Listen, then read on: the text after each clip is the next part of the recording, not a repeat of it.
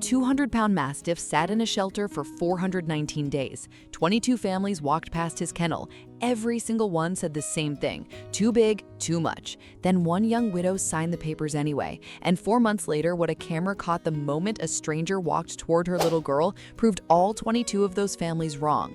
Rachel Donovan was 33 years old, widowed 11 months, and living in a house outside Bellevue, Washington, that still had her husband's coat hanging by the door. She had a steady job as a pediatric nurse, a 3-year-old daughter named Ellie, and a silence in that house that followed her from room to room.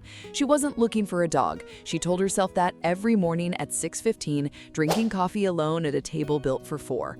On a gray Saturday, Rachel stopped by the Cascade County Animal Shelter to drop off her late husband's old blankets. She wasn't planning to adopt, but the second she passed Kennel 12, she stopped walking. Inside was a Mastiff, not just big, massive. 200 pounds of fawn-colored muscle, a head the size of a bowling ball, loose skin folding over a face that had been through something.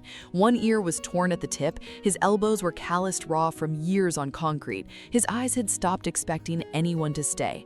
A shelter worker named Diane walked up beside her. "That's Moose," she said. "He's been here 419 days. 22 families came through for this dog.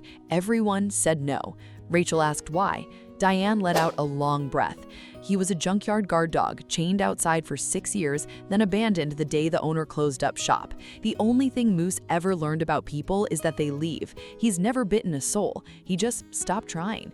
Rachel crouched down outside the kennel. Moose didn't move, he didn't bark, he didn't growl. He just lifted his enormous head and looked at her. And then he did something Diane said she had never once seen him do in over a year. He pressed that scarred head sideways against the bars, slowly, and let out a single low breath that sounded almost like a word: "Please." Rachel signed the adoption papers 30 minutes later. She had no idea that one afternoon, a camera would catch this scarred dog doing the one thing all 22 families swore he never could. I see you still haven't subscribed, and after everything this dog survived, that one stings. Hit subscribe, stay with Moose, you'll want to see what the camera caught. The first 72 hours were pure chaos. Moose walked through the front door and knocked over the coat rack with his tail in the first 11 seconds. Moose didn't even flinch. He walked straight to the living room couch, studied it for 4 seconds, and climbed on like he had been paying the mortgage for years. The cushions sank a full 6 inches. That night, Rachel set up a brand new $180 orthopedic dog bed in the corner. By 11 p.m., the bed sat empty, and 200 pounds of Mastiff was sprawled across the entire couch, all 4 legs hanging off the sides, snoring like a busted furnace. Rachel tried to nudge him over. He opened one eye, looked at her, and closed it again. Conversation over. By the end of the first week, she had lost the couch, half her bed, and the ability to eat dinner without a giant head resting on her knee and a puddle of drool pooling on the floor the exact size of a dinner plate. But here is the part nobody at that shelter ever told her. Behind Moose's scarred, intimidating face was a brain that read people like a book. And he had been quietly reading Rachel and the grief-soaked silence of the house she lived in since the moment he first watched her walk past Kennel 12. On the 3rd morning, something happened that made Rachel sit down on the stairs and cry the good kind of tears. Ellie had a stuffed moose, a worn-out brown toy she dragged everywhere. That morning, before Ellie was even awake, Moose picked the toy up off the living room floor, carried it gently down the hall, and set it down right outside her bedroom door. He never chewed it, he just delivered it. And every single morning after that, the first thing Ellie saw when her door opened was her stuffed moose, waiting for her, placed there by the 200-pound giant who had quietly decided she was his to look after. From that day forward, Moose became something Rachel started calling Ellie's shadow. If Ellie wandered toward the stairs, he moved between her and the steps before she got within 3 feet. If she reached for the stove, his whole body became a wall. Not aggressive, not loud, just immovable. 200 pounds of quiet, permanent boundary. He learned her little routines better than Rachel did. Before every morning walk, he would knock Ellie's bike helmet off the bench with his nose and drop it at her feet, as if he understood the rule perfectly: helmet first, park second. And somewhere in all of it, something in Rachel changed too. She had not slept through a full night since the funeral. Racing thoughts at 3 a.m., the cold, empty side of the bed, that endless silence. But Moose slept on the floor beside her, and the slow, heavy sound of that enormous body breathing in the dark was the only thing that ever quieted her mind. She just needed the weight of him there, breathing like a tide that had finally decided to stay. For the first time in almost a year, the house didn't feel empty. Stories like this one don't get told nearly enough, and if it is making you feel something right now, you are exactly the reason we keep making them. Then, in the second month, Moose started doing something new. There was a silver car that began parking across the street in the late afternoons. Nothing obvious, just sitting there, engine running, then gone again. Rachel barely registered it, but Moose did. Every single time that car appeared, he moved to the front window, hackles raised down his spine, a low growl rolling through his chest. Their doorbell camera caught it 3 separate times, the dog at the glass, the car at the curb.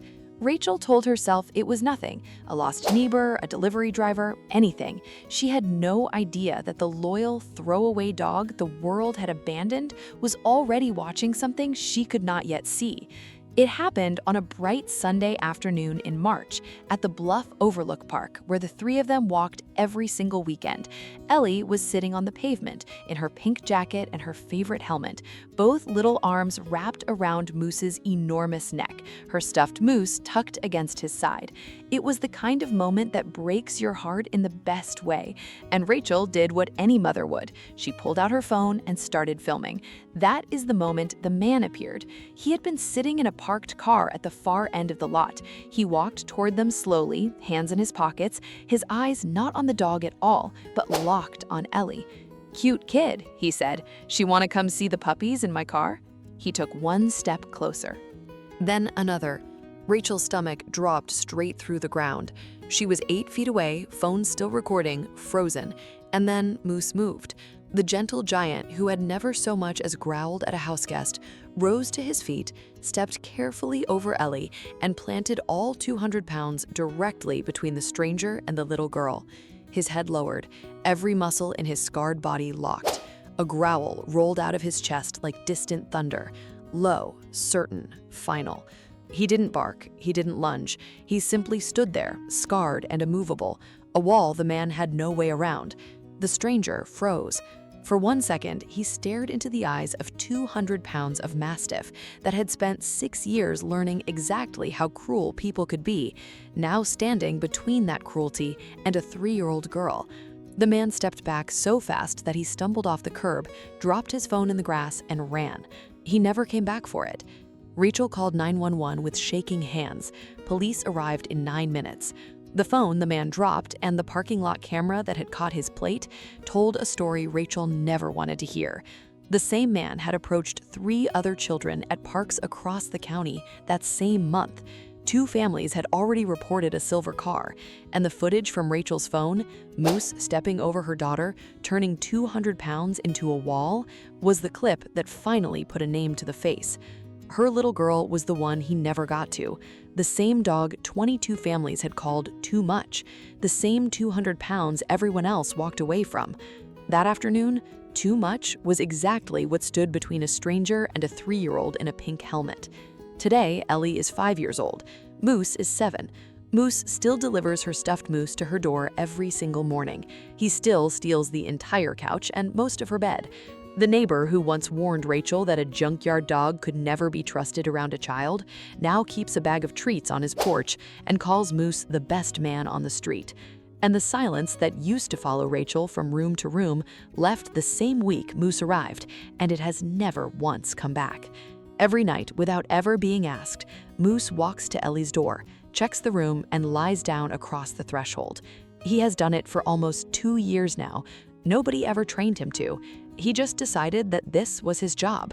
When a dog growls, freezes, or flat out refuses to leave a spot, there is always a reason.